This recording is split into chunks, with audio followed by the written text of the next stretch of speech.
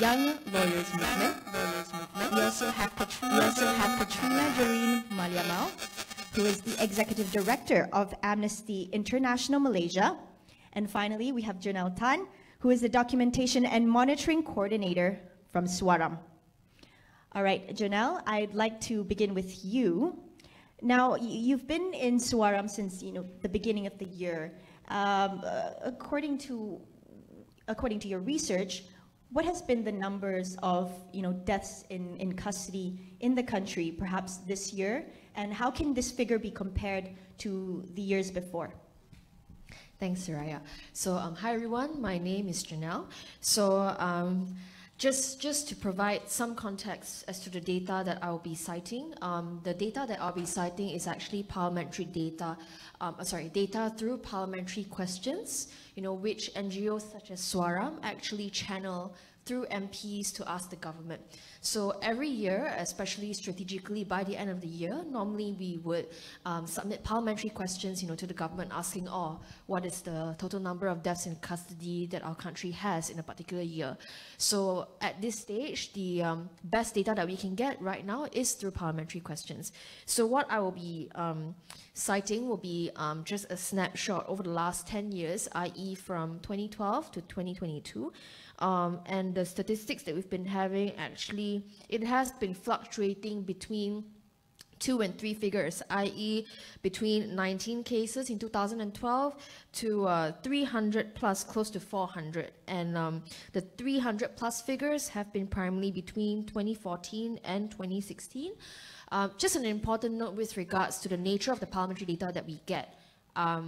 For example, between 2012 and 2014, we've only received official data about deaths in custody, in prison, and the police, for example. So in earlier years, you would find that the government has not been fully upfront when it comes to sharing deaths in custody in all detention facilities.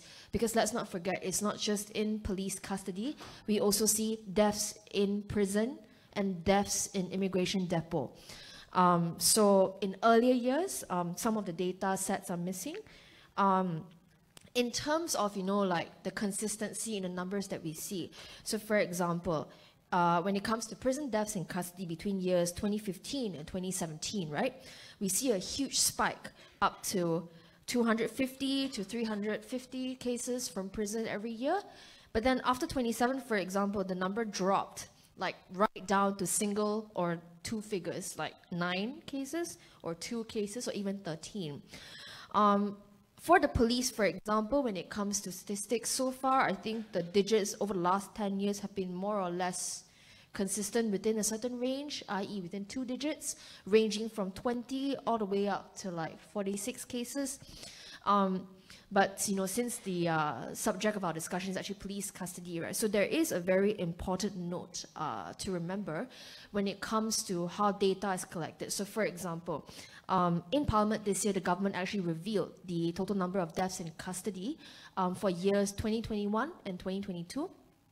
And it's important to note that for prior to 2021, the police has only considered death in custody as deaths that took place within police lockup.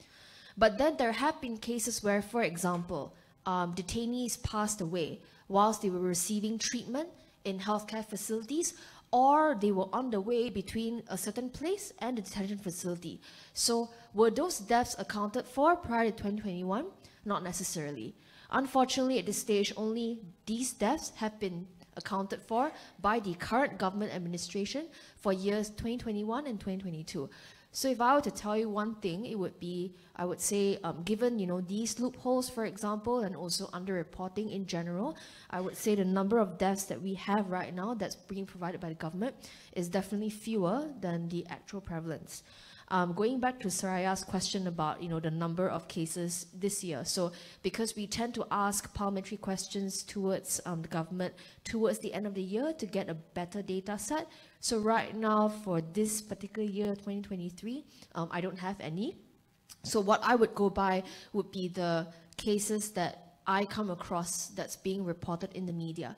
So as of this stage, I've only come across 4 cases being reported in the media, whilst ethnicity of the person who passed away is not revealed, I've managed to get a snapshot of the cases by certain indicators. For example, as to where the person died, right? So far, it's just police lockup, prison, and for the first time in my very limited experience that I've seen, in MACC's custody. So that actually, I think MACC custody was reported, I think less than a week ago actually. With regards to the circumstances of death, out of the 4 cases, 1 is unknown and in prison, whilst 3 passed away whilst receiving treatment. So, and across, across the analysis done by Suhakam and also, by what the NGOs have seen, honestly, predominantly for deaths in custody cases, they have been due to health related or medical reasons. Whether it's because the person has a pre-existing health condition and they passed away for any reason, or, they passed away whilst receiving treatment, whilst going to detention facilities or, before they go in. As to the gender of the persons who passed away this year who were being reported in the media, so far all have been men. In terms of age range, so far I've seen a diverse range, the youngest being 18, and this person did get quite a bit of attention in the media because of the nature of the case, and it was, I don't know if some of you guys would have seen it, the body mix-up case whereby the family was wrongfully informed of the death of the detainee who is not their son, and so that particular case. As to the nationality of the deceased, so bearing in mind that a lot of the public focus has been on police custody and to some extent prison, and Malaysians have been the focus, but then let's not forget there are non-Malaysians who passed away as well in custody, especially in immigration. But in this particular year, for the media reported cases that I've seen, 1 is non-Malaysian, whereas 3 are 3 are Malaysians. With regards to nature of offences, I've also managed to take note of that as well. And the majority, at least half of cases so far, the detainees who passed away, they had drug offences. But this is the snapshot that I have so far. Thank you so much for sharing, Janelle. Now, just to kind of recap what she has shared with us, of course, we understand that the number of deaths in custody in the country has been quite inconsistent from the years 2012 until 2022, as well as this year as well. So there's also underreporting, inconsistency, and perhaps lack of transparency. So the next question, I would like to have Katrina perhaps help us understand why is there, an underreported case of death in police custody? Yeah, thank you very much. I think that this sort of is part of that broader picture, right, of are there systems in place that right now have the people in power, the police, feel the need, feel compelled, feel obligated, feel pressured to tell the public when somebody is hurt, when somebody dies within their custody. And I think the short answer to that is no. And so when we talk about things like impunity, when we speak about the need for a independent oversight commission, what we're saying is that there's a really critical gap in our system right now, where you have an enforcement body that has so much power in so many aspects of our lives. We come into contact with the police every day through, whether at roadblocks, maybe we are a victim of snatch thief, maybe our car stopped and they think there's something suspicious in the trunk of our car. Maybe it's a raid. I mean, the police really exist really intertwined with our lives. We are, as an activist, I think about the police a lot because of the restrictions to freedom of expression in the country. And so I want to name that because the police don't just sort of exist in Balai Police or, Abang Police directing traffic. So they are kind of intertwined in the landscape of our life. That's like reality 1. Reality 2, there doesn't seem to be anything that's compelling or pressuring them to really live up to sort of the commitments of integrity, of transparency, and despite really strong demands. So you have, not just coming from civil society, so like NGOs, you have victims' families, You have the Royal Commission of Inquiry that happened, what, 16 years ago, that did this huge investigation, and they, you know, traveled Malaysia, speaking to police, speaking to victims' families, speaking to members of the public, and all of that, and they put together this really robust report saying we need very urgently an independent police oversight commission, and that hasn't happened. So there's a question of political will also here as to why these systems have not come into place. I think, you know, and so that's one. The systems that should compel everybody in government to be transparent about data are weak.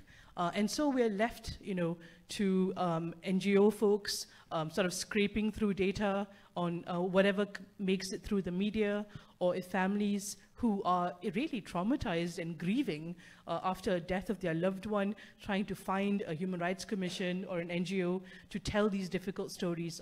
Now, these systems, whether it's a human rights commission or the NGO, that needs to complement.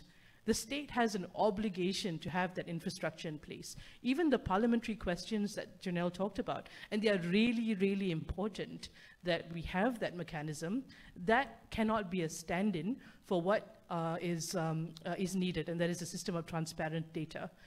So that sort of broadly is why I think there's questions of underreporting. I also think that, now just imagine that you've gone through something so horrifying. And just last year, somebody you know went through a really horrifying experience too. But when they tried to get help for that thing that happened to them, no one helped them. And now, would you feel compelled then in that situation to be like, okay, I'm going to put on record what this traumatizing thing is? Probably not. And so if you look at not only the number of cases, hundreds of people dying at the hands of the state, and yet it's not met with the same sort of energy for justice, for repair, for healing, for accountability. I think that would also create a situation where people aren't necessarily going to want to come and say when these things happen. And so that climate and the feeling of distrust and deep disappointment, and also feeling lost because the system isn't there to protect you, is also probably another factor. Thank you so much for sharing, Katrina. Now, of course, we also got from what she has shared just now that there is probably a problem in the system, or a systemic issue. But I bet everyone would be curious about how, you know, deaths in custody are being investigated now. So perhaps, Go Chair, you can explain a little bit on how deaths in custody are being investigated, and maybe you can share as well, you know, the inquest process. Hi everyone, thank you for being here today. It's a very important topic. So I know some numbers were given earlier, but within every number that happens is an individual. So imagine if it's your brother, your sister, your father or mother. Now imagine that they're one in that number, the single digit. So the number given earlier was in the hundreds, you know, for certain years. And we're not sure whether this is underreporting. That means within that number, there are many individuals who had lives. They lived their lives, they grew up, they had memories, and they were people that either we knew or others knew as well. So this topic is not just in terms of those deaths in custody. It goes beyond that. It also goes to your everyday life. It's important to everyone, even students. Just yesterday, I had a bunch of students I had to bail out. If I didn't, they would be still in custody until now. So maybe even until next week and past that. So every day you're in custody, you need to understand that being inside the cell with several others, it can be dehumanizing. We have the right to life, and that includes the right to dignity. So before I answer the question, I thought I'd just provide the context that it is important. And I think it's encouraging that Taylor has given us the platform to talk about this. And we hope that we can have more discussions on these issues in the future as well as those listening at home. So in terms of the procedure that's available for an inquest into deaths in custody, we need to understand under the Criminal Procedure Code, I know this is a bit legal, there's this thing, this yellow color book that comes in different colors every time. Eventually they cover the whole 7 spectrum, you know, of the colors that they have. But under this particular book, there's a part that's specific to inquests. So what are inquests? It's basically a form of inquiry that's held by the court to find out what happened, where it happened, when it happened, and how it happened. And the further question that we would like for them to explore is how we can avoid this from happening. But that is something that at this stage, the court isn't empowered to do, which is something that I can add on further a perspective from mine. So in terms of what happens, what is covered under that chapter are basically deaths that are either suspected to be suicide, unnatural in nature, either by machinery, animals, or like suddenly a plane hits you from nowhere. The third, it could be something like foul play at hand, I mean someone's involved in it. So there are several types of deaths that give like what we call a red alert. And whoever is at the station will have to report these deaths to the magistrate. They have to prepare a report and provide it to the magistrate, so the magistrate can take notice of these deaths. Now, what's special for deaths in custody? Okay, there's a difference between deaths in police custody and deaths in custody. So a lot of the conversation we're having about, when we talk about these numbers, they're death in police custody. They might include some deaths in custody, but there is a difference. So we don't really know what is the statistic for deaths in custody in general. Are they including people in immigration centers? People who are being detained for a very long period of time because they cannot either return to their home country and they cannot be let out in Malaysia. So, of course, you're imagining a situation where people who are detained for such a long period of time, there might be situations where deaths occur. So that's something to consider as well. Why is this distinction important? Because if it's deaths in police custody, then there is a mandatory process in which the magistrate must inquire as to the reason and the cause of this person's death. They must hold an inquiry. They must know when, where, how, and after which manner this person died. So that is the inquiry that must be held if it's death in the police custody. If it's just death in custody, or in a psychiatric hospital, or at a prison, then they may hold the inquiry. So the problem here is that prisons, as defined under the Prisons Act, they have to be gazetted in order to be a prison. So let's say, for example, if a place isn't really a prison, do they factor this into their statistic? Do they, does the provision in this book apply? So that's the question that arises as well. So while the government in previous years have taken into consideration that statistic of people who were traveling to hospitals or died in hospitals, because COVID happened, right? A lot of COVID infections happened in prison and then they went to hospitals, they died there. So a question we need to ask is, are those deaths considered part or related to deaths in custody? If they were in custody in hospital for more than 14 days, what is the length of time that they consider? Is this how they're underreported? I think that there needs to be transparent data on this specific issue, but currently at this point in time, we don't know. So now that's the problem. There's a loophole or a gap of people that might not be covered under this provision, meaning that they might have died in the hospital, but then the magistrate probably isn't notified about it or hasn't taken the step to hold an inquiry about these deaths. So what happens if, let's say, for example, somebody privately wants the magistrate to hold an inquiry into the matter? Well, they will have to write or inform the public prosecutor or the Attorney General's chambers about the issue. And then the public prosecutor actually has the power to give directions to the magistrate to hold this inquiry. So who holds this inquiry? We have a practice note that says it will be the Sessions Court judge. There will be the coroner's court in which the inquiry will be held. So what happens in the court? Well, according to our yellow little book here, or whatever color that is right now, they have the same powers to inquire as though they're inquiring into offenses. The main difference here is that it is a fact-finding process. It's not a guilt-finding process or a trial. Like normally, let's say for example, I slapped someone. Now they have to have a trial. I didn't, by the way. I'm just giving that as an example. So if for a fact-finding process, they're just concerned with what the facts are. What happened, where it happened, when it happened, how it happened. So at the end of that process, they will either give a verdict, open verdict. They will say death either caused by persons known or persons unknown. So what do you do with this verdict then? I guess it provides finality for these families, for the friends and families of the victims. But further than that also, the findings of the court and whatever documentation or information that they obtain can then be used later on in process to claim some form of monetary compensation if there's some form of liability on the part of either the prison authorities or the police officers. So this information is important going forward as well. But it's important to note that the investigation on the death itself is a separate process. If the police has opened a file and they're investigating murder or culpable homicide amounting to murder. So what is culpable homicide amounting to murder? It's something like voluntary manslaughter. So it's somebody that died and there may be a person that led to the person's death, either knowingly or intentionally.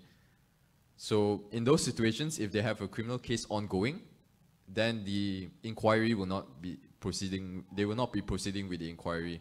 This is specific in the legislation. So in general, that is what the inquest process is.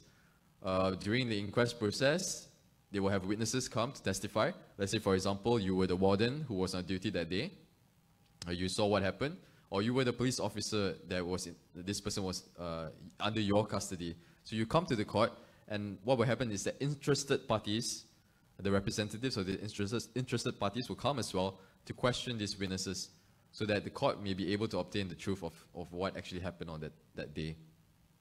So that's the starting process. In terms of, and not really an inquest, but sometimes I do believe that the EAIC may be able to look into the matter and so on, but it's subject to whether there's any court proceedings that are pending. I know the EAIC, the current legislation, is that they cannot proceed if there's either a criminal proceeding or some other proceedings that are going on. So I think that's just a brief account of what the process is like for the inquest specifically. All right, thanks, Chair Yee. So that was, as Chair Yee has mentioned, the brief sort of procedures of the inquest process for deaths in custody. But is this procedure sort of strong enough? I mean, sorry, is the law strong enough to actually address the underlying issues when we talk about death in police custody? Perhaps Katrina, you can talk about the law, like I've mentioned earlier in the discussion about the IPCC, and then there's also the IPCMC. Help the audience understand what is the difference between these two.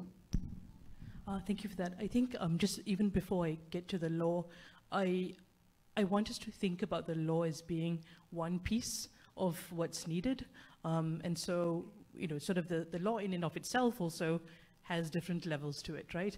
You've got the written letter of the law, you have the sort of attitudes and culture that surround the law, you also have sort of the structures of the law.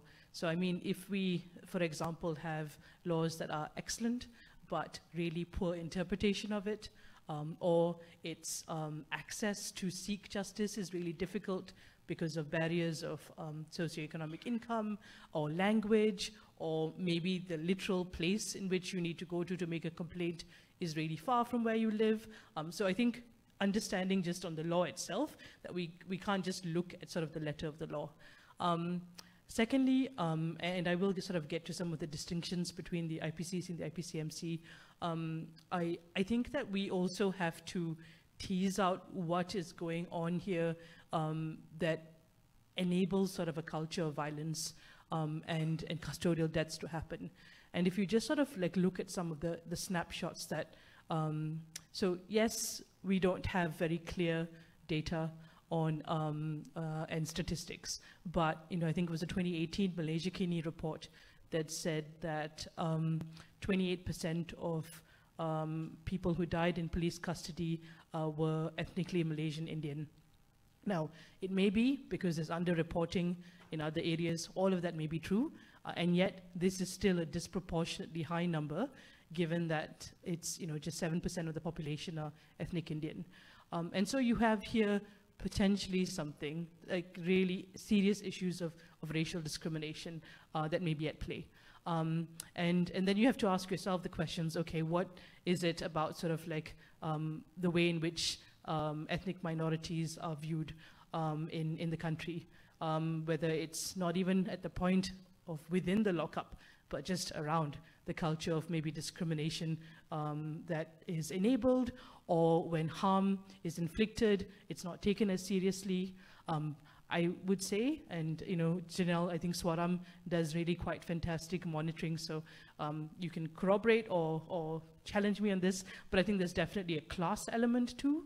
And so, you know, who is dying? What kind of socioeconomic background? Are they coming from lower income groups? And so there's a question there that we have to ask about how are certain bodies and lives viewed? And, you know, and how much value is given to people who come from poorer communities. And then you also need to look at what are the other ways in which we say manifestations of violence are okay in the system. So this is not necessarily within the police lockup, but within prisons, we allow for corporal punishment. We allow for caning. And the kind of caning that happens is, really tantamount to torture. And Amnesty has a report, came out about in 2010, so 13 years ago, but still very relevant, called A Blow to Humanity, which I really urge you to look up. And it really talks about corporal punishment in the country. And then you have the immigration detention system. And even though we're talking about police violence and custodial deaths in the police system, we cannot separate what is happening to non-citizens in this country, so to migrants, refugees, and asylum seekers. I think it was just last year that there were about 150 deaths reported in immigration detention centers. And that's coming, and then from 2015 to 2016, it was about 3 deaths a month within immigration detention. And there is even less oversight of the immigration detention system. And yet, there are thousands of people in our communities who are being held in these facilities where there's very little access, very little oversight. I mean, I think 7 children died, for example, in immigration detention last year, and there wasn't a big inquest, there wasn't investigations. You also have really huge high-profile cases. I mean,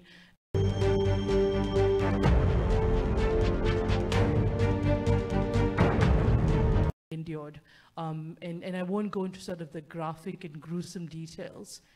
And then you also have the famous black eye of our current Prime Minister. And I mention this because I think that we, and he himself talked about it, I think, on Al Jazeera last week, where he said he didn't think that he'd survive. And what was the consequence to the then IGP, who was found to have, inflicted that violence? I think he was sentenced to 2 months in prison.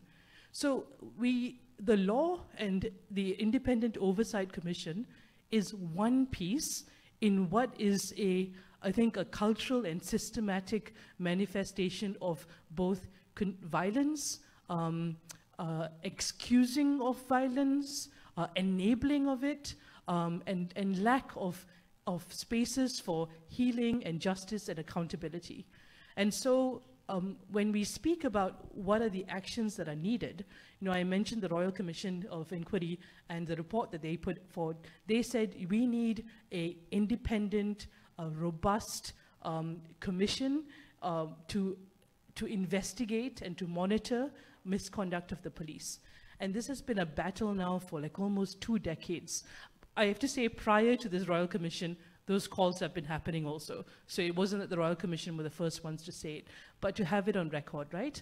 And so then this push for the IPCMC and Malaysians really riling up and demanding that the police are accountable to us. We saw with the deaths of, say, the late Ganapati, for example, where it wasn't the first time that Malaysians were very vocally angry about it, but it was a story that really connected to a lot of people because we had the really gruesome images of what he had to endure. You had the grief of the family that was palpable and recordings of it. And so there was really concerted anger and call for action.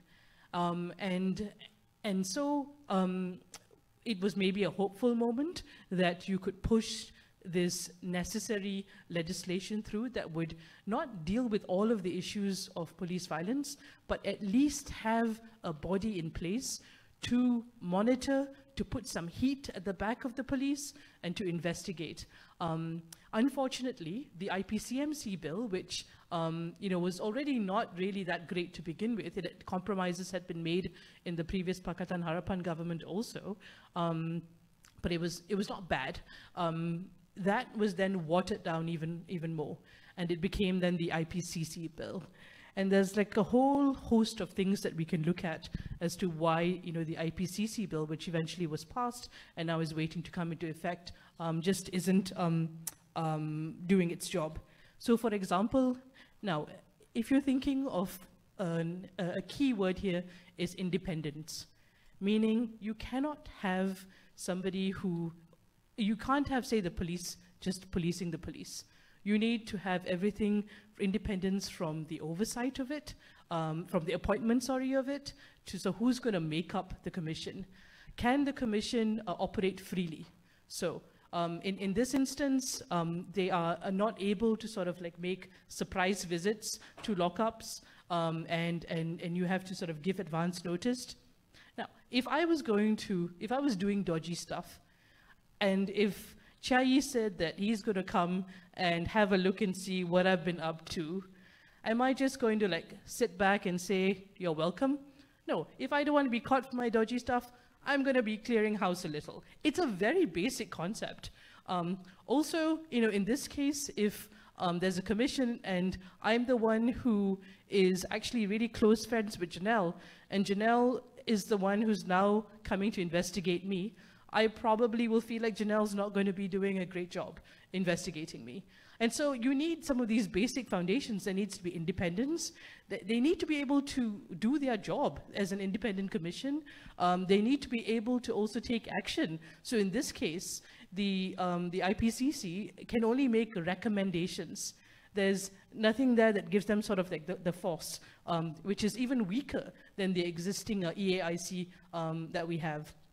And so we can sort of go through more in detail, but I think that, you know, I urge you to also look at all the criticism, very strong criticism that has come from the Bar Council, the Human Rights Commission, organizations, joint coalition organizations from Swaram to Amnesty to, yeah, just lots of different groups here, and pull out all those different threads. Because even though I think it's coming into force now, I think as people in Malaysia, we need to still very loudly say, this is not okay.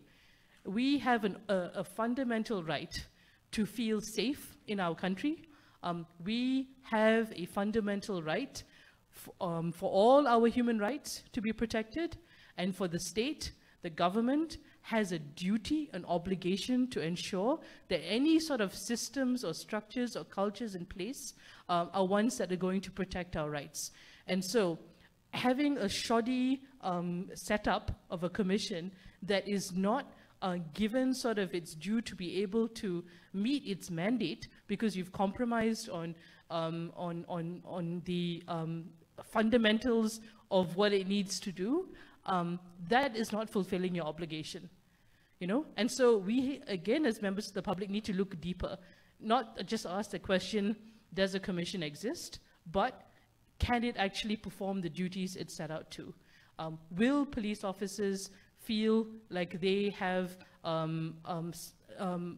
someone who's going to be monitoring them? Will family members feel confident that there's going to be a proper investigation?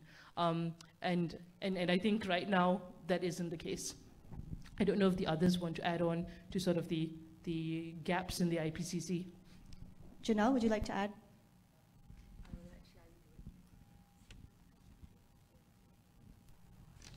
Okay, I'm a lawyer, so I deal with clients who are in a position where the police has probably enforced some sort of power on them.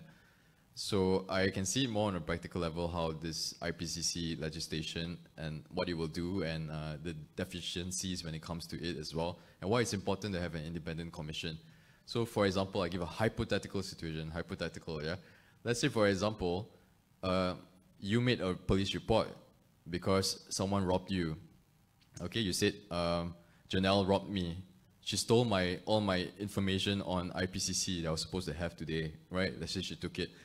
So then I made a police report, and then suddenly, the IO took my statement and everything, we've gone through the process.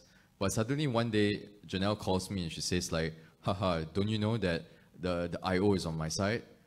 You know, the IO has been feeding me all this information since day one. It was me all along, you know? So then at that point, you're like, oh, whoa, okay, this is bad. Come on. So I'm going to go and make a complaint about this, right? So you say, I don't want to go back to the same station lah, because the IO is there. If I go and make it the IO, no, so what's the point, right? So then I go to another station. Let's say I live in Subang now. Let's say lah, I live in Subang. Then I go to the Subang Jaya station. I make a report and I said, Janelle collaboration with the IO.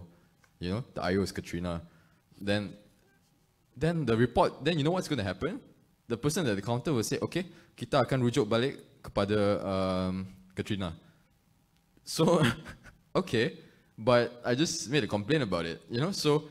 Then, of course, they'll tell you go refer to the head of departments. But how do I know what the relationship of the head of department is with Katrina? What if they're best friends? What if every day they makan-makan, you know? How would I know? So that's one of the problems, you know? So obviously, you got the disciplinary part of it as well.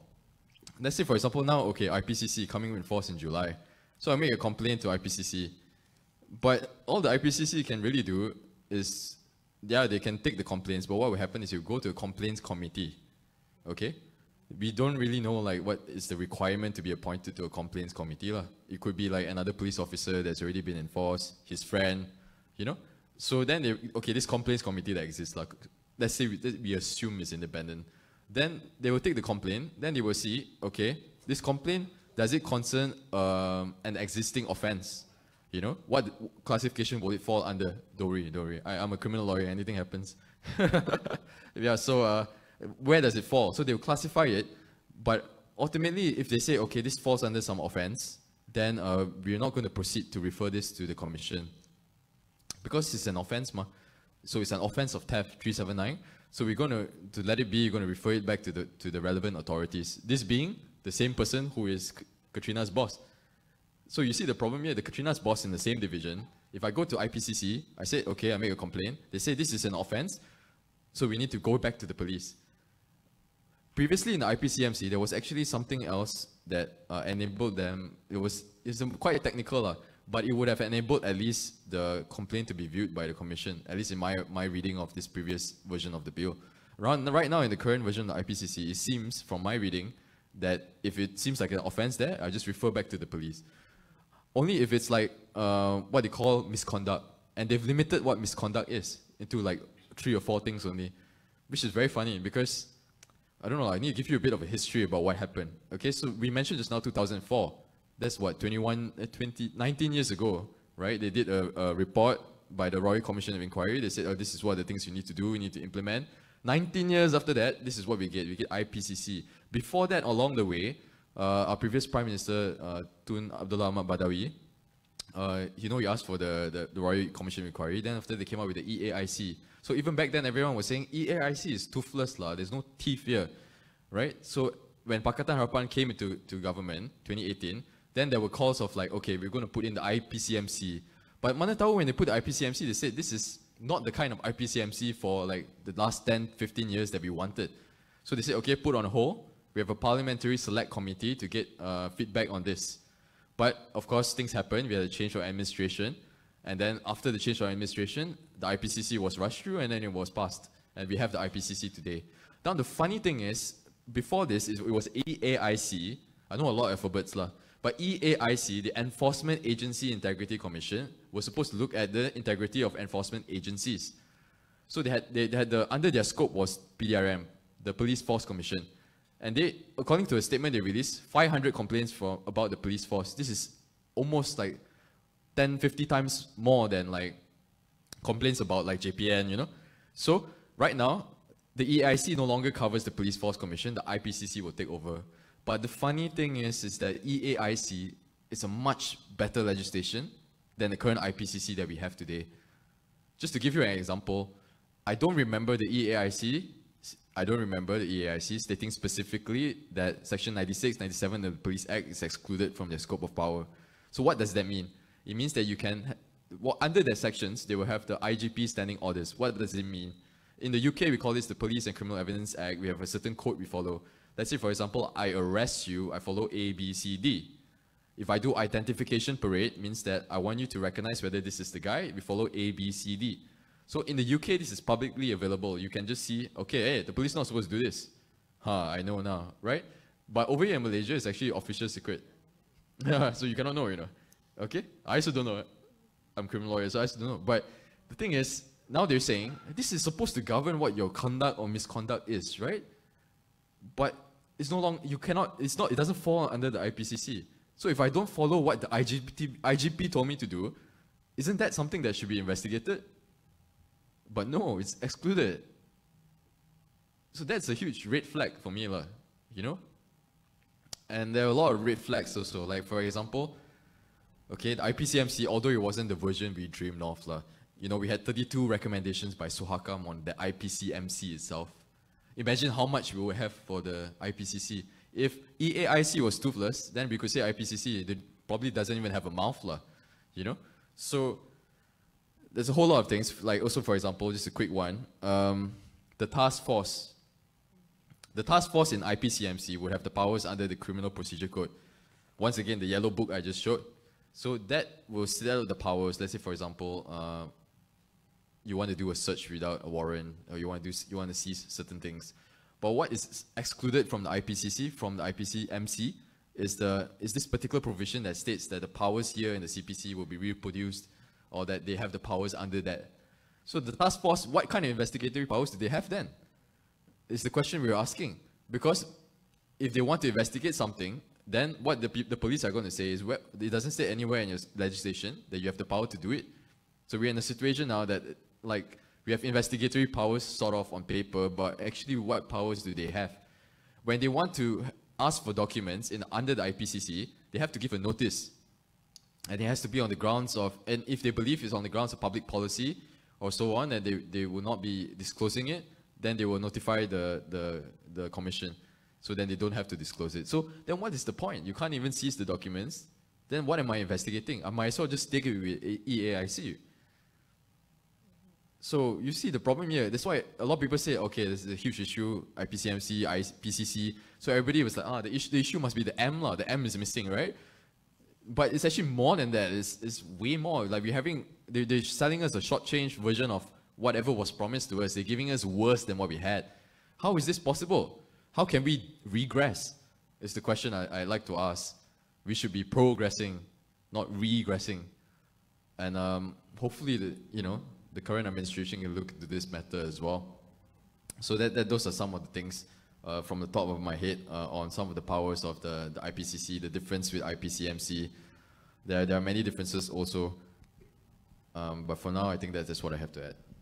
All right, so Chiayi just shared, the sort of the difference or the challenges which the IPCC sees, as well as perhaps the importance of having an IPCMC. But I'd just like to ask, what is the role of the government, as well as civil society and the member of the public, to actually, push towards this idea of having a more transparent and, a law that can help in terms of, handling violence and deaths in custody? Anyone would like to take this?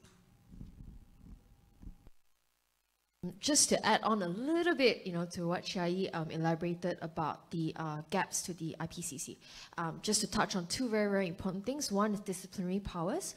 So if you look at the 2019 IPCMC bill, you would see that the CSOs and also other stakeholders have proposed that this committee be given the power to discipline officers with misconduct. That means being able to mete out things like fines, even up to dismissal. So unfortunately, that was actually not included in IPCC. The second thing that I personally think is actually, that's very, very significant to me personally, is when it comes to power to examine persons. So the commission can sort of call anyone else forward to ask questions, right, like to get statements and etc. But the thing is, there's this loophole in the IPCC where, for example, police officers or any officials from public bodies, they have this right to refuse to answer questions if, quote, the answers given might be prejudicial to national interest or national security. So this, to me personally, provides this room for abuse by authorities especially. So that's very important to note. But going back to Saraya's question, with Katrina and Chiayi elaborating a lot on the legislation, and as going back to what Katrina has mentioned, that this issue of deaths in custody being a multi-dimensional issue. So aside from data, lack of data transparency, having weak mechanisms, of oversight, there is this very crucial factor which the Home Ministry in one way or another is trying to address, with regards to complaints and concerns being brought up by civil society, and that's with regards to the conditions of the detention facilities. So for some of you who would have probably more or less followed up with what's been happening, with regards to statements being released by the Home Ministry, you'll probably see statements by Suhakam, statements by civil society when it comes to the substandard conditions, especially in prisons. So for example, lack of ventilation, overcrowding. So for example, in March this year, Saifuddin actually acknowledged himself that our prisons have 6,000 more inmates than the actual occupational capacity. And yeah, going back to ventilation, overcrowding, and also, for example, when it comes to compliance with procedures. So as per the lockup rules, correct me if I'm wrong, Chai, 1957, I think, is it Article 10 or Section 10? Detainees are supposed to undergo a certain procedure, to check their health status before entering prisons, for example. So is this procedure being fully complied with across all detention facilities? Because you see, for example, like cases that I've mentioned where detainees, they died on their way either to the healthcare facility or they died whilst receiving treatment. So you can infer from some of these cases whereby symptoms just happened, whether it's because of, let's say in the case where the detainee has been in the facility for a while and due to conditions that would have led to worsening of their condition, for example, or, a particular detainee would have a certain chronic condition, but that escaped the notice of the prison or the lockup, for example, because, let's say, they didn't do the healthcare procedure. So how do we know what the government is doing? How do we know if they're fully compliant? So that's a very important issue. If we were to look at Suhakam, I think Suhakam did release a report, I think in 2014, right? Looking into the systemic issue of deaths in custody. You find that more often than not, I think they quoted 80+% or 50+%, I can't remember, of cases are health-related reasons. And they have also gone on to really holistically depict, the multiple factors that contributed, to these deaths. And one of it is most definitely the condition in prisons, for example. If you come across certain articles here and there saying, whether it's acknowledgements by the Home Minister or whether it's by civil society, they would tell you that a lot of our prisons, for example, even for the hygiene system, for toilets, some prisons still do not have for example, the bathrooms that you and I, are so used to. They don't. Some of them still use the bucket system, for example. So what is the Home Ministry doing with timeline in terms of improving the infrastructure of our prisons, for example? So that's a very important part to take note. Another point I'd like to briefly bring up, which does to some extent overlap with what Katrina has brought up with regards to public attitudes when it comes to detainees. More often than not, for me personally, from civil society, it's actually very difficult to get the public's buy-in when it comes to how detainees should be treated, because the reality stands whereby many members of the public would have certain opinions. For example, you were sentenced under this particular crime, so you deserve to be treated like this. So to some extent, this prevalent sociocultural attitudes have been one of the, I would say, systematic factors that do contribute more or less as to how it's sort of like, because there is these public attitudes, so to some extent, it can make us complicit in perpetuating this culture of impunity, especially that's exercised by the government, in detention facilities. So, for example, when it comes to drug offenses, I think you and I would agree, whereby a lot of members of the public, they would have very negative attitudes towards those who are kept in prisons for drug offenses. And a very important thing to take note is that for a lot of the persons in detention, in prison for drug offenses, for example, many of them are actually first-time offenders. So is it necessary to keep them in prison when they're offending for the first time? And that, for example, contributes to the overcrowding of prisons. So there are a lot of things to think about, but yeah. Right. What actually caught my attention, of course, is the systemic problem, which it is related to the infrastructure and the facilities in you know, the prisons in Malaysia. So this sort of highlights the problem with financing or budget. So anyone who would like to explain a little bit with the about 2 minutes that we have, talk about, you know, the role of the Home Ministry and the government in terms of, you know, prioritizing the healthcare as well as the facilities of the prisons and detention centers. I'll speak briefly, but maybe not to answer that question that way, because I actually don't, I think that yes, with the existing infrastructure, everybody deserves to be treated with dignity, including people who've committed small crimes and heinous crimes. You know, that we cannot be compromising on people's sort of dignity and basic rights, and so the fundamental infrastructure needs to be there. But I also don't think the solution is, you know, have shinier prisons or more prisons, or shinier police lockups, or give the police a lot more money. I don't think that's the solution necessarily. I think that, you know, if sort of my comments earlier about thinking about police violence and custodial deaths within a landscape of the forms of discrimination and violence that exist, if we start with that premise, then the solutions also need to be a whole society approach. And so I'd be really eager for us to have a conversation about how we can fund communities better. You know, if you look at sort of who is being arrested, it's, you know, predominantly people from lower income groups, and who, you know, people who are drug dependents making up a significant, if not the most significant percentage of people in prison right now. That obviously should be a public health matter, not a prison matter. And so could we give ourselves better tools to deal with interpersonal conflict?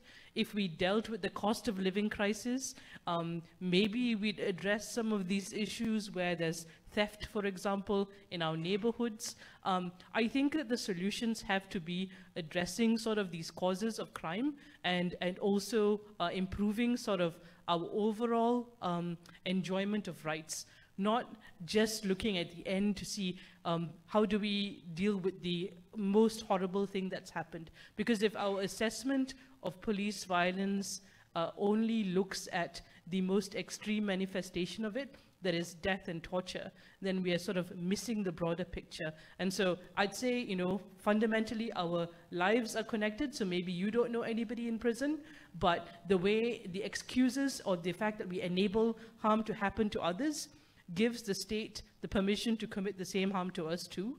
Our rights are interrelated, and so you need a robust system for freedom of expression, for example, because then you have, you know, more members of the public feeling like they're able to speak openly when they see injustice. You have the media able to do their job. You have civil society able to monitor and put pressure on the state.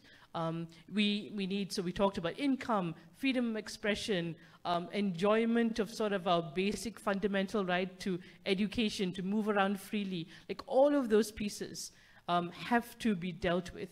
And that's where I want to see the government investing more in communities, not investing in structures of harm, but in structures of care and structures that are going to fulfill and live up to the dignity that we all have.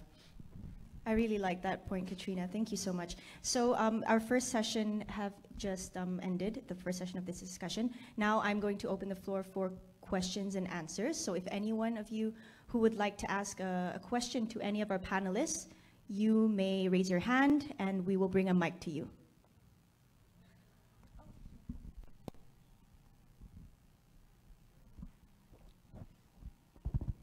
Hi, my name is Amelia. I have a question. I'm very curious with regards to lobbying for IPCMC. In society, there's a lot of prejudice when it comes to the way we treat inmates, whether or not they are at the detention level or whether or not they have been convicted, for example. And as a Malaysian society or a lot of societies around the world, we always believe that, oh, you know, these people are penjenaya, therefore they deserve to be treated as horribly as possible because that's a part of the punishment that they're supposed to receive, right? So my question is, perhaps asking for insights in terms of the lobbying. Do you see our politicians or our MPs also carry similar sentiments about this? And to what extent are they receptive towards, arguments such as, they are criminals, but human rights should still be upheld, for example. So can you share a little bit about the lobbying behind that and how's that gone so far? Thank you. So the lobbying for the IPCMC, well, going poorly, seeing that the IPCMC failed and the horrible IPCC is passed and coming into effect, but we're also in a different moment right now. I think there's a lot of really good conversations happening around the prison system in Malaysia. And you have ministers using words like restorative justice, very curious to understand deeper what they mean by that.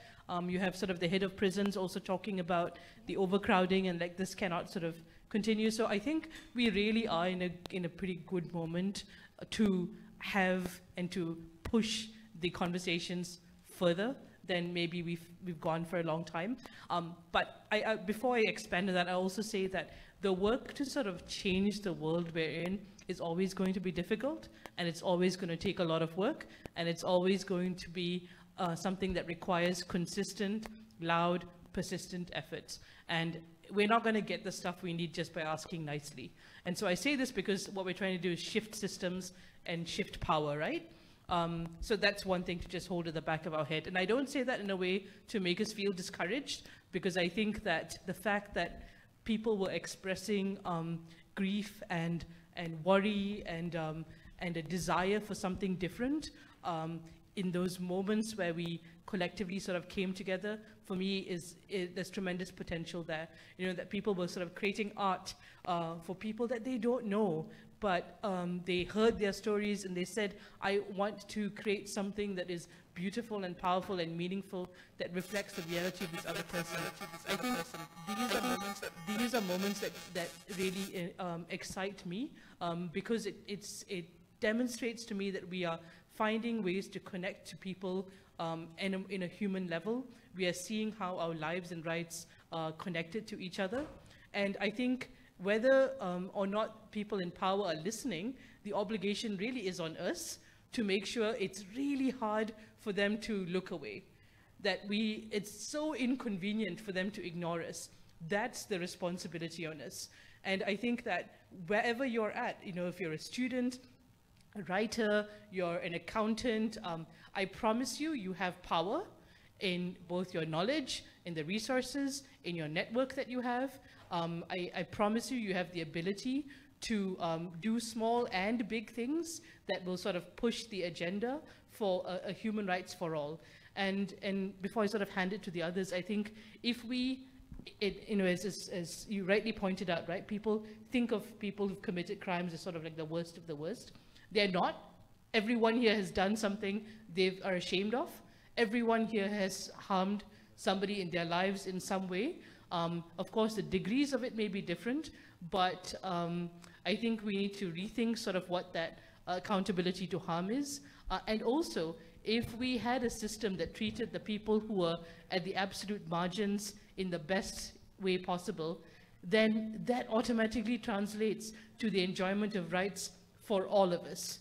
Because if you can look at somebody that you really don't like and say, I hate what you did, I don't want you to ever do it again, but I don't think you should be tortured because you are still a human person and you are still worthy of dignity and life, and that there are still people in your world who love you and I don't want to harm them too. And so I'm really mad at you and I don't want you to ever do that again, but I also don't want to be part of a system that commits harm.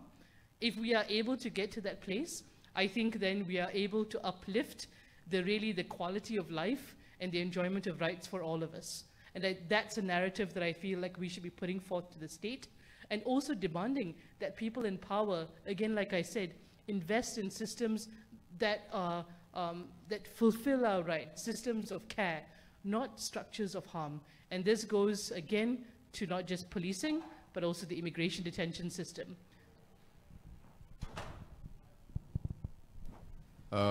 As a criminal lawyer, I see a lot of clients in prison. Not only in prison, but a lot of clients that are in situations with the police. Sometimes they have no involvement with whatever they're being accused of. So there's something to consider also. But every single one of them that I've met is a human being. So we can joke about stuff. Yeah, I can go to prison, I can share a joke with him, he can share a joke with me or her. There are people who have families, they're very concerned about them. Sometimes when the family meet them and they're crying and so on. I think there's a very human element behind these people that we don't recognize. And as much as we like to attribute their individualism into their choices, but we also must question ourselves to what extent does the systemic problem cause them to be in the position that they're in? To what extent does the socio-economic issue becomes a problem that leads them to the situation that they're in? So things are not exactly black and white from my perspective, given what I've seen and what I've heard and the people that I've met. So some of these people, I don't think that they deserve death, you know, because they had drugs above a certain amount. I don't think so. Some of them are people who used it for their own consumption. The only people they harmed were themselves because they were the ones that took it. But they're still in prison and they're still waiting even for trial. So I think that it's a very complex situation. I know, like, even my own parents, my mom sometimes say, oh, I don't like what you're doing. But I think there needs to be an understanding that we're just part of a system. And these people in the system are still human beings. At the end of the day, we say 200, 300 people, but every single number there is an individual. You know, people on death row, for example, they told me stories about how let's say a foreigner learned Malay and they speak Malay better than any Malaysian, you know, because they've been here for 10 years. And they learn how to draw architectural drawings for officers in prison. They have relationship with officers there. It's not all like horrible stories, but at the same time, it's pretty sad because this is a guy who his only wish was the chance to get a chance to start his life. He never got that. He made a stupid decision, and he is where he is right now, on death row. The guy that the government says you ought, this is a guy that the legislation has decided should receive death. So from that perspective also, while I just want to add on a point that I think while Katrina mentioned that we shouldn't invest in systems of harm and we should invest in systems of care, but I think funding in prisons are also very important because while there is an allocated budget for each prisoner, I know for a fact that this budget hasn't changed for some time. You know, we're talking about a budget that's been maybe even 10 years like that. And given the increase on prices as well, if you've gone to the bazaar, some of you say, wow, this roti john, 15 ringgit. So imagine like trying to upkeep for every prisoner now, the cost of living every day you are feeding them. They will tell me they just get one fish or they get one soup, rice.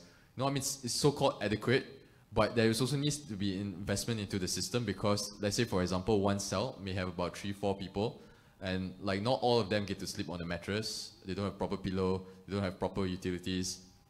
So I think that in order for us to say, hey, we want you to be better, we want you to contribute to society, but if we don't show our faith in these individuals, like we don't even think that they deserve to have something basic like a mattress, then what are we saying to them actually? That when you come out, you're actually of no worth. Inside here, you're no worth, and you're out there, you're none to us as well. So how do we then expect our recidivism rate to drop, assuming that the recidivism rate we are having is even accurate? So I think that not only that, if you can invest in systems like a video call, if you can expedite process in trial. Right now, all civil proceedings are going on trial online, but cases for the accused is still all backlogged because you don't have enough systems. You can have internet facilities, you can have a library for them that has enough books that they can learn and study. If you can allow them a place for them to pursue further studies, they can, but not everyone gets access to that. So if we can allow that, we are closer to rehabilitating them like society intends. If we just keep them in decrepit conditions, then we are further punishing them, but for what end? It's also a question that we must ask when some of these offences are self-inflicted. So in terms of whether MPs are supportive of this, or whether they're on board lobbying for this, of course, I think from what I hear is that people will be supportive of it on paper when you tell them, hey, this is the idea, people shouldn't die in prison. I say, hey, you shouldn't die in prison, people shouldn't die in prison. I say, yeah, they shouldn't die in prison. But do you really care? I mean, I asked you today, do you really care? When you go back home and you sleep, you might not, and that's fine because it doesn't concern you. But actually, the people are going through that. And I think there's a lack of information to a lot of people. They don't know these things happen. they don't want to know, in fact, because maybe their life is like they're busy, they have a lot of things going on, they don't want to know about these things. But I think that, you know, knowing about it is essential, because it does happen whether you're seeing it or not. And like, I think as a society, we should look out for one another rather than just throwing each other under the bus. I think definitely there needs to be more of a push, more of an effort. Of course, there are MPs that are in support of the cause. They've been allies of the cause. But MPs need to get on board, and they need to realize this is an issue that is bipartisan. It cuts across the board. So they have to gather together and recognize this issue. With 1st of July, the IPCC coming into force, it's a very pertinent issue, because some of these MPs, who knows, may be sent into prison very soon. So maybe they will want to consider some reforms in that regard. So that's what I have to add generally to the question. Just to add a little bit of a point. So aside from, you know, the advocacy, the front-forward, straightforward advocacy to improve IPCC, concurrently, I think there will be entry points, because it's not going to be a straightforward issue. I mean, let's face it. I mean, yeah, you and I were in the anti-sexual harassment advocacy, right? And you and I know how long it would take just to do amendments, right? Even to enact what's more to the federal constitution. So, given the long process that it would take and the usual process that the government would undergo, for example, you know, the usual kajian study, feasibility study and all that stuff, the stakeholder consultations and etc. And let's not forget, the stakeholder consultations that the government will do would also include, you know, stakeholders like the police, the prison, etc. So it's going to be a very difficult compromise to make. So whilst this advocacy is ongoing, there are actually other entry points that we can leverage. For example, with regards to the Ministry of Health, because, you know, going back to the health-related or medical reasons, detainees do need to get access to healthcare services, right? And who is delivering them? The Ministry of Health, right? And their infrastructure. So are there enough officers, medical officers to begin with, to go around the detention facilities? Are there enough custodial health units in the country? From my understanding, I think there are only 5, and the centralized lockups. So for the other small detention facilities, when it comes to healthcare, like how accessible is it to the detainees there? We are not sure. I don't fully know. So we need to invest in better healthcare infrastructure, basic healthcare infrastructure for these detainees. That will, I think, address a lot of the cases that we see due to health-related or medical reasons. You know, going back to torture practices and etc. So I guess to some extent, based on my very limited understanding, when it comes to our country's attitude towards torture and all other forms of degrading treatment. So, for example, accession to the United Nations Convention Against Torture.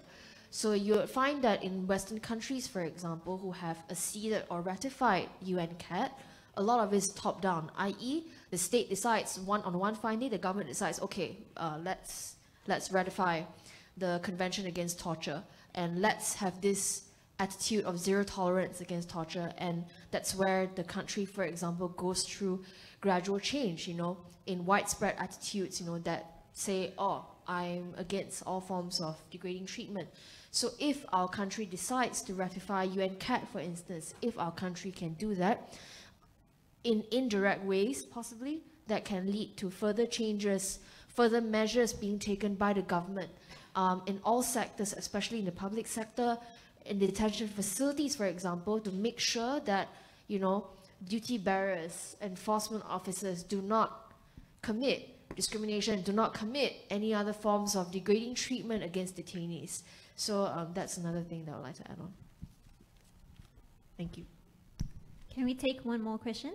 Yes, we can take 1 or 2 more questions. Hi, I'm Hanis. Just now you mentioned that there's a loophole or gap or the issue where someone died in the hospital, on the way to the hospital. I mean the place of custody, like died in immigration, you mentioned just now. Like, why can't, my question is, why can't the law have a remedy to that, like a clear legal definition of custody, so that you have a very clear cut of the case, whether the person died in the immigration center, or, you know, it will be injustice for the person, just because you mentioned that just now. You can't, the law doesn't define a clear legal definition of a place of custody. So what matters, what defines custody in the legal, in our legislation? That's a simple question to you. Thank you so much.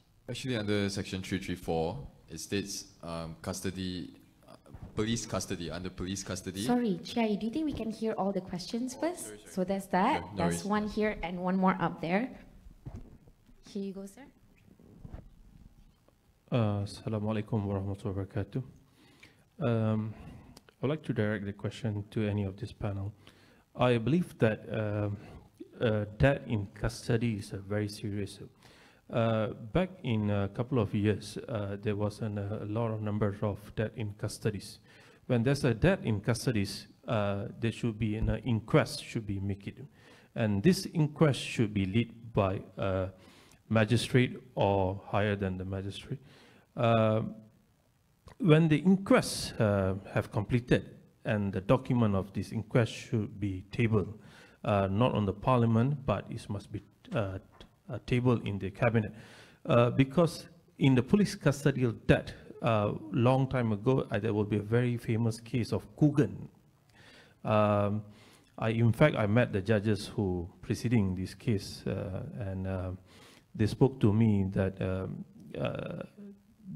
the trial went very well, but at the end to the federal court, it doesn't succeed.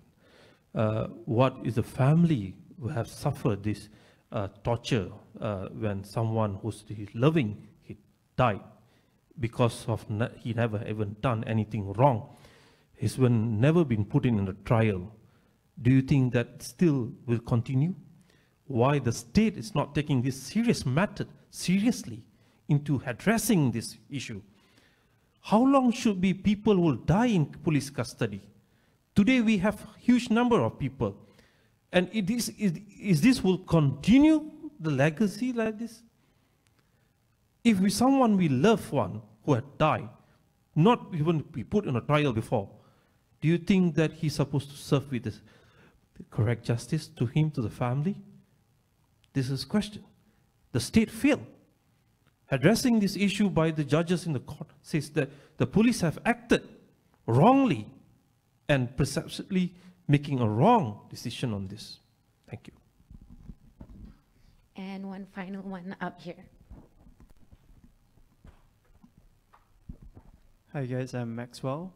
So just now you guys share a lot about the death cases in custody, but because the topic today is about violence and death, so I would like to know more about what kind of violence happen in the custody, and what is the common violence, who caused the violence, and how can we solve it? Thank you.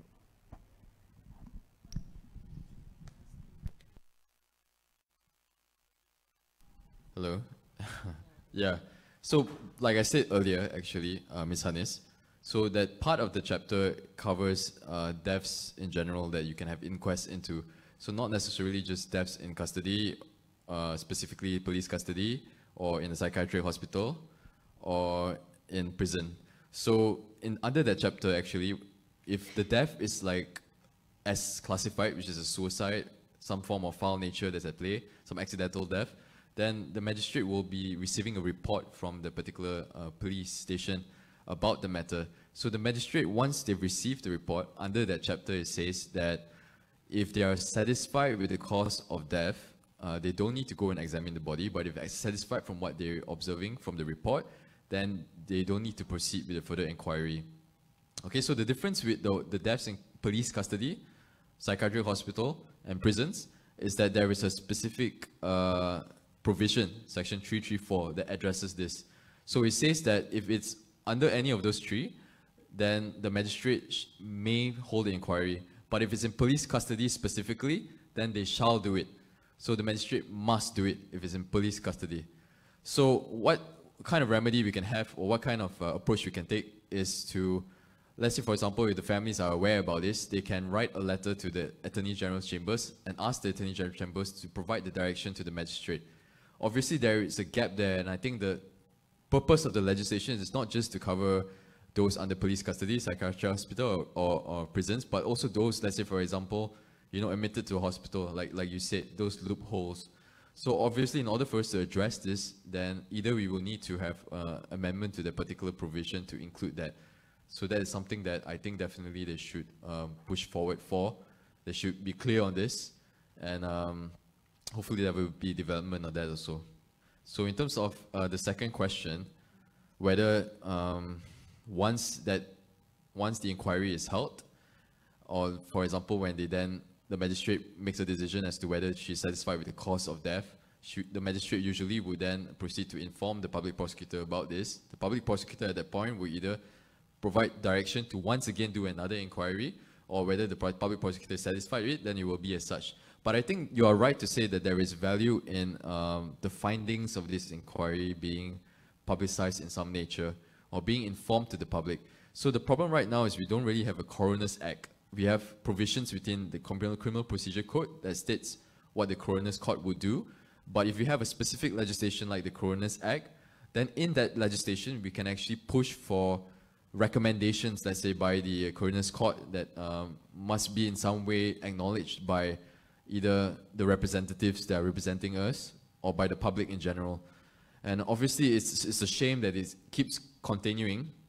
And like I said, the numbers are there, but every single death that happens is something that we should be concerned about, because there was someone that was loved by somebody else. And just to quote Keanu Reeves, if somebody asked him, like, what would happen if, like, you die? Then he said, the ones that love us will miss us most. And I think that's a very apt sentence, because it's independent of judgment. Like, whether you were a criminal, whether you did something wrong, all we know is that the ones that love us will miss us, and it will affect them. It's not the person that died that's affected. I mean, they've lost their life, but people who haven't done anything wrong also will have a lot of suffering from what has happened.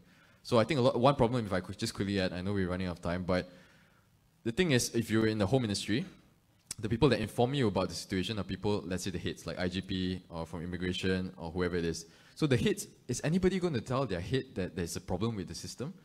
No, they're going to say, we're doing good, we're doing our job, you know, we're doing what we need to. Then the heads will then report to the ministry. So I think there needs to be an independent body or commission that looks into this matter. Unfortunately, the IPCC is specific to the police. EAIC covers other enforcement agencies, yes, but it's deemed to be toothless, and we need better systems, we need better commissions in place in order to tackle that. For the last question, in terms of violence, you know, all sorts of violence, you know, all sorts of violence. We do remand proceedings, you know, they tell us, yeah, this guy beat us, you know, or like, but they won't show the wounds won't necessarily be apparent, and they have a way of like doing it that might not be shown to the magistrate or the court the next day. So the problem is sometimes they don't want to inform the court also. At that point in time, you must inform the court, you need to let the court know what's happened. So it does happen. Okay, it does happen with certain teams, it does happen with certain officers. Not all officers do this, of course, you know, but there's always bad apples in the system. So other forms of violence can also be enacted by prison authorities. You need to understand IPCC covers police, it doesn't cover prison. So prison authorities, let's say for example, we have instances where like the urine of the detainee report on the person and so on. You know, so like there are situations like that. Like, this is just one example of situations that can be deemed to be violence. Violence also can be a lot of different kind of violence. It doesn't have to be physical. It can be sexual also, which is a very serious instance. It does, you know, occur. There are complaints about that and so on. So violence is very apparent, and yeah, that's just what I have to add. And also, let's not forget, aside from officers, you also have inmate violence. Inmate violence is something to consider. And if you look at certain media reports, for example, the case of Kim Shi-kiat, is it? Apparently, his family claimed that because he died, I think, just a few days after he was arrested. A few days after, I think he was only in prison for, he was detained, I think, for 1 or 2 weeks because he was drink driving, and he died within the imprisonment period. And his family claimed that he was healthy, but then findings showed that there were bruise marks, scratch marks, and etc. I wasn't in Swarham when this case happened last year, so I'm not aware of the particulars. But you can say that there will be alleged violence. But yeah, but honestly speaking, when it comes to deaths in custody, the bulk of it is actually health or medical related. Cases of alleged torture, it's a smaller percentage. It's just for context. I think I really like Maxwell's question, because I think he's urging us to think about violence in all of its different manifestations. and to look at not what is the most extreme. And so I want to tie violence also to the denial of sort of the basic rights within that you are due, even as somebody who's been arrested or under investigation. So, you know, think about access to justice. Think about in the lockup, if you don't have a right to an interpreter, and which is very common, and sort of then the pressure that you feel to give testimony in a language you don't understand. You don't have a lawyer present, you're not allowed to make a phone call. You know, these are testimonies that people have shared, and so nobody knows that you're there, and that sort of creates sort of that climate again where things can happen to you and nobody's watching. The right to privacy in police lockups or prisons, you know, violated. There are definitely testimonies, you know, as Chai said, of where people talk about, oh, you know, you've been harassed or roughed up or beaten up during the investigation process. There's a death penalty case that we work on where he alleged that the police broke his finger during the process of taking testimony and threatened to harm his girlfriend if he didn't, you know, cooperate with them. And that's a kind of like violence too, both the physical breaking of the finger and the threats to his loved ones. So I think really that, and then as Shai said, people aren't going to say what happened to them because you're going to throw them back into the same place. You come for a remand hearing, and I'm not going to snitch on the officer that it will then be in charge of my life once I go back into the system. So really thinking of both discrimination and denial of all the basic civil and political rights that you have even as a prisoner is as important as the monitoring of who's tortured and who dies. And so I think that while, you know, Janelle, maybe just to push back on that point a little, that it's health related, I think again that's only if we're looking at causes of death. But the system right now doesn't enable a robust reporting mechanism, monitoring mechanism, and so a lot of these things are just taken to be biasa je lah. Like during investigation, these things are going to happen, and that's not okay, because this facilitates and fosters and excuses really the harm that's being inflicted. All right, so that is all the time that we have for the discussion today. I would just like to give a quick recap of what I found was very interesting on these, the discussion that we just had. Of course, there is a crucial need for an independent body to actually investigate not only the police, but also other bodies, such as, you know, the detention, as well as the prison authorities, as well as a need for a government intervention, which is, of course, finances, financial investments into the prisons, perhaps healthcare procedures, as well as the infrastructure and facilities in the detention and prison centers in the country. But of course, Katrina has mentioned the importance of investing in systems of care and not systems of harm.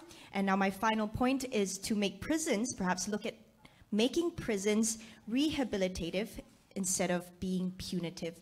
So that's all the time that we have today. Thank you so much to all of the audience, as well as the team from MIDP for giving us this chance to actually speak and discuss this very, very important topic. My name is Soraya Mia. Thank you to all of the speakers for sharing, and that's all for today. Thank you. All right, and not to forget, thank you so much also to Taylor's College and Taylor's University for the wonderful support for all of these activities today. With that, I would like to thank all of the speakers. I would like to invite the speakers to stand up for a quick photo op for the session. And while we are doing that, I would like to quickly remind everyone, please don't go anywhere. We have a very exciting session happening up next, which is a film screening.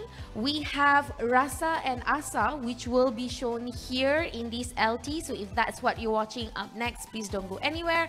For those of you who are here to watch Nasir Jani Melawan Lembaga Puaka, which is the film by Freedom Film Network on censorship in Malaysia, you can head to LT, I want to say 21. Thank you so much, everyone. So LT 21 is the other screening, so you can hit there afterwards. But before you do that, another announcement that I have to make is please scan the QR code